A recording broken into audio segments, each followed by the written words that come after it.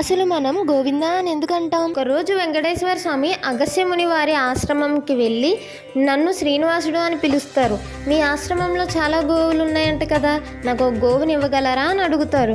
అందుకు ఆ ముని, గోవుని ఇవ్వడానికి నాకు ఎటువంటి అభ్యంతరం లేదు, కానీ వేదాల ప్రకారం ధర్మపత్ని లేనిదే గోధర్మం చేయరాదు అని అంటారు, కాబట్టి మీరు మీ భార్యను తీసుకొని రండి అంటాడు. అలానే అని చెప్పి వెంకటేశ్వర స్వామి వెనక్కి వెళ్ళిపోతారు. సతీమణి పద్మావతితో మళ్ళీ వస్తారు, కానీ ముని ఆశ్రమంలో ఉండరు. తన శిష్యులు ఉంటారు. శ్రీనివాసులు ఇలా అంటారు, మీ గురువు గారు గోవునిస్తానని మాటిచ్చారు, అతను నన్ను నా సతీమణితో రమ్మన్నారు, ఇదిగో నా భార్య పద్మావతి. శిష్యులు మా గురువు గారు లేనిదే గోవు ఇవ్వడం కుదరదు అని అంటారు. దానితో వెంకటేశ్వర స్వామి కోపంతో తన కొండ వైపు గబగబా వెళ్ళిపోతారు. కొద్దిసేపట్లోనే వచ్చిన ఆ ముని, ఆ విషయం తెలుసుకున్న ఆ ముని గోవుని తీసుకొని వెంటనే వెంకటేశ్వర స్వామి వెనకాల, స్వామి గోవు ఇందా అంటాడు. గోవు అంటే ఆవు, ఇందా అంటే ఇదిగో అని అర్థం, అందుకే గోవింద అంటాం.